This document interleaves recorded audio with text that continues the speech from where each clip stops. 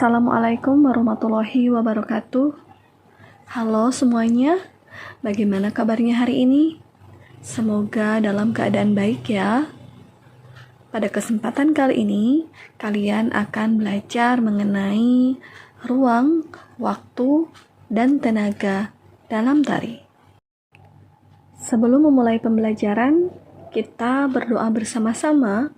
Semoga pembelajaran kita kali ini berjalan dengan lancar dan bermanfaat untuk semuanya. Berikutnya, silakan siapkan buku catatan dan ballpoint kalian. Catatlah poin-poin penting pada materi hari ini.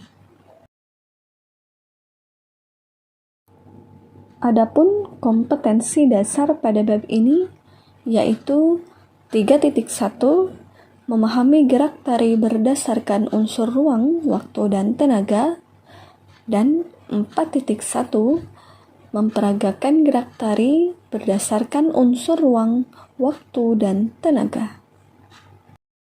Adapun tujuan pembelajarannya, setelah mempelajari bab ini, kalian diharapkan dapat mengamati tayangan gerak tari berdasarkan ruang, waktu, dan tenaga, menanyakan tentang gerak tari berdasarkan unsur ruang, waktu, dan tenaga, dan yang terakhir, mencari contoh gerak tari berdasarkan ruang, waktu, dan tenaga. Di Indonesia ada berbagai macam tarian yang tumbuh dan berkembang di berbagai daerah. Tari itu sendiri merupakan perpindahan atau pergeseran tubuh dari satu tempat ke tempat yang lainnya. Oleh karena itu, tari memerlukan ruang, waktu, dan tenaga. Anak-anak, coba perhatikan gambar di samping. Menurut kalian, apa yang sedang dilakukan mereka pada gambar tersebut? Ya, betul sekali, mereka sedang menari. Kira-kira apa tarian yang mereka lakukan? Ada yang tahu? Betul sekali, mereka sedang menari tari saman. Ada yang tahu tari saman itu dari mana asalnya? Ya, tari saman berasal dari Aceh. Tari merupakan ekspresi jiwa manusia yang diwujudkan melalui gerak-gerak ritmis yang sangat indah, serta diikat oleh nilai-nilai kultural dari kelompok individu yang mendukungnya. Ada beberapa aspek yang harus kalian perhatikan dalam sebuah tarian. Yang pertama adalah gerak. Gerak terbagi atas dua. Yang pertama adalah gerak murni dan yang kedua adalah gerak maknawi. Apa itu gerak murni? Gerak murni merupakan gerak tari yang tidak secara eksplisit mengandung makna tertentu, melainkan disusun semata-mata untuk keperluan keindahan. Intinya, gerak murni adalah gerak yang tidak memiliki makna. Kemudian yang kedua adalah gerak maknawi. Apa itu gerak maknawi? Gerak maknawi merupakan gerak tari yang mengungkapkan maksud atau makna. Misalnya, dalam tari Bali ada gerakan menuding yang artinya marah.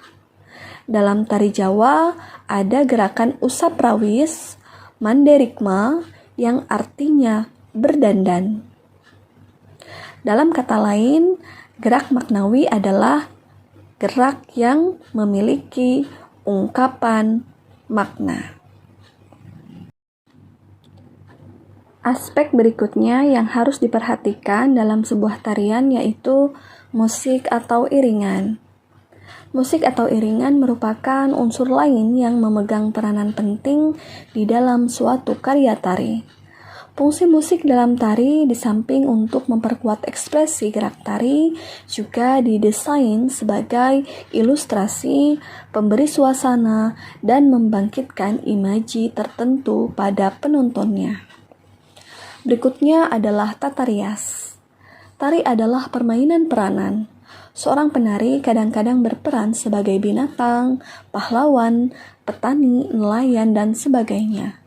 Fungsi rias dalam tari adalah memperkuat imaji penonton tentang peranan tari yang dibawakan. Ada beberapa jenis rias dalam tari, diantaranya adalah rias watak, rias jenis, rias usia, rias bangsa, rias temporer, dan rias fantasi. Selanjutnya adalah tata busana. Tata busana atau tata kostum tari adalah segala aturan atau ketentuan mengenai penggunaan busana atau kostum dalam tari. Kostum adalah segala perlengkapan yang dikenakan oleh seorang penari.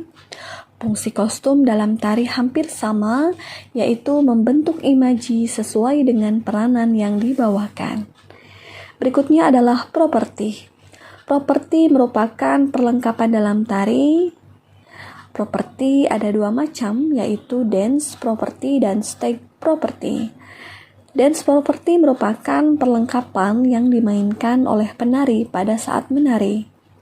Beberapa contoh dance property antara lain kipas, ombak, keris, bokor, panah, pedang, tameng, dan lain sebagainya. Kadang-kadang properti tari ini tidak dimainkan oleh penari. Dalam posisi seperti ini, properti tersebut berubah fungsi menjadi aksesoris kostum. Sementara stage property merupakan segala perlengkapan yang digunakan untuk berpentas di panggung, contohnya seperti trap untuk meninggikan posisi penari saat berpentas. Ruang, waktu, dan tenaga dalam tari. Gerak merupakan unsur utama dari tari. Adapun unsur-unsur pada gerak tari terdiri dari ruang, waktu, dan tenaga.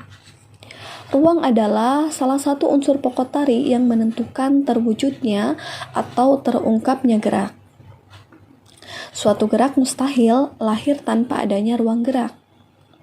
Penari dapat bergerak atau menari karena adanya ruang.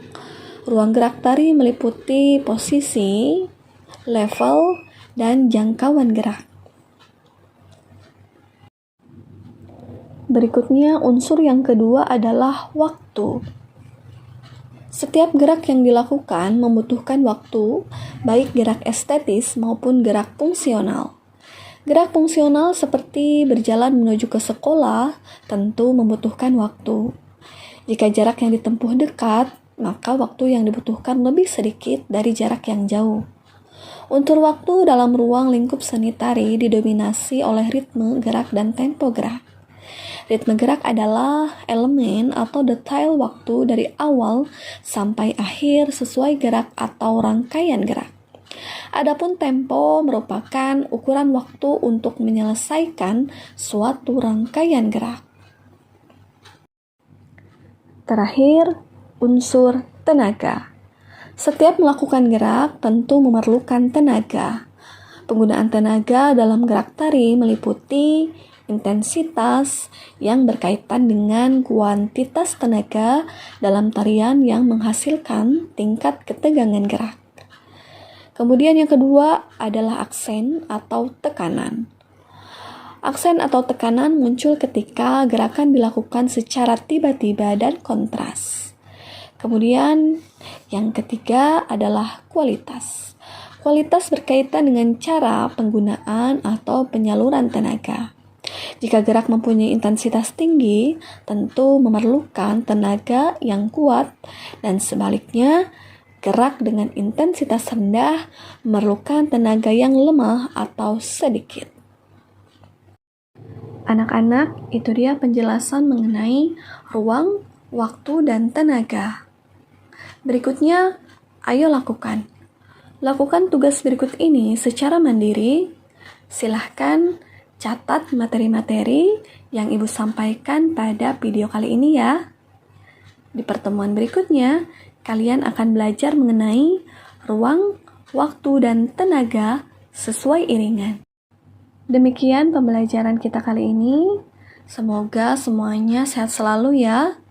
Sampai jumpa di video pembelajaran berikutnya. Sekian. Wassalamualaikum warahmatullahi wabarakatuh.